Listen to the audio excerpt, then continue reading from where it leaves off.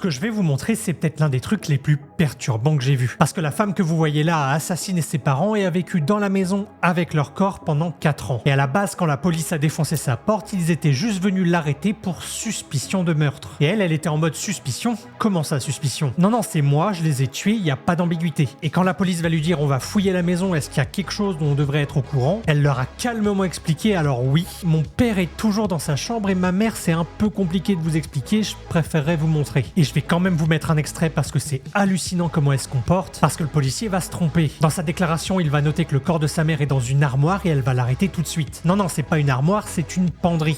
And my mother upstairs in a cupboard next to the sink. Wardrobe.